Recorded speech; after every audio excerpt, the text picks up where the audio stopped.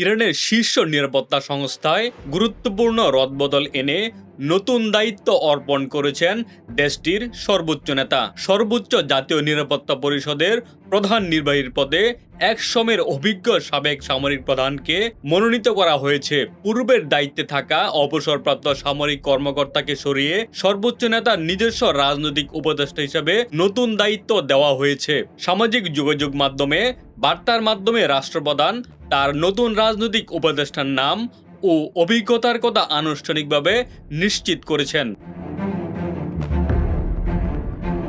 একই সময়ে রাষ্ট্রপতির সদর দপ্তর থেকেও উচ্চ পর্যায়ের নিরাপত্তা পরিষদের নতুন প্রধানের নাম অনুমোদন ও নিয়োগের প্রক্রিয়া সম্পন্ন করার বার্তা আসে। নিয়োগপ্রাপ্ত প্রবীণ এই সামরিক ব্যক্তিত্ব অতীতে দীর্ঘ সময় ধরে দেশটির অভিজাত সেনাবাহিনীর প্রধান কমান্ডার হিসেবে সফলভাবে দায়িত্ব পালন করে আসছিলেন। পরবর্তীকালে তিনি রাষ্ট্রীয় বিভিন্ন গুরুত্বপূর্ণ পদে অধিষ্ঠিত থাকার পাশাপাশি সর্বোচ্চ নেতার প্রধান রাজনৈতিক উপদেষ্টা হিসাবেও দীর্ঘদিন যুক্ত ছিলেন।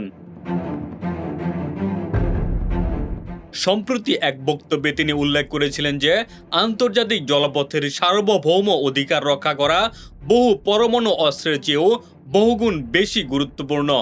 অন্যদিকে নবনিযুক্ত রাজনৈতিক উপদেষ্টা ব্যক্তি জীবনে সেনাবাহিনীতে গুরুত্বপূর্ণ ভূমিকা পালনের পাশাপাশি অভ্যন্তরীণ নিরাপত্তা কাউন্সিলেও দায়িত্ব সামলেছেন। পূর্বসূরি নিহতের পর তিনি সাময়িকভাবে ওই নিরাপত্তা কাউন্সিলের প্রধান হিসেবে দায়িত্ব পালন করে আসছিলেন, যা এখন পুনর্গঠিত হলো।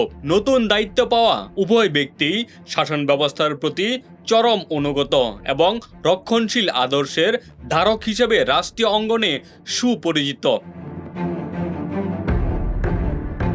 বিশ্বের সাথে বৈরী রাজনৈতিক পরিস্থিতির মধ্যে এই উচ্চ পর্যায়ের রদবদল কৌশলগত দিক থেকে অত্যন্ত তাৎপর্যপূর্ণ বলে মনে করছেন বিশেষজ্ঞরা।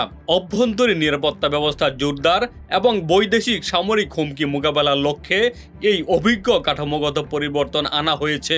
নতুন নির্দেশনার ফলে দেশটির সামরিক ও ভূরাজনৈতিক সিদ্ধান্ত গ্রহণে ইতিবাচক প্রভাব পড়বে বলে আশা করছে প্রশাসন। সামগ্রিকভাবে এই গুরুত্বপূর্ণ সিদ্ধান্তের মধ্য দিয়ে মধ্যপ্রাচ্যের পরাশক্তি দেশটির নীতি নির্ধারণী পর্যায়ে নতুন রাজনৈতিক অধ্যায়ের সূচনা হলো।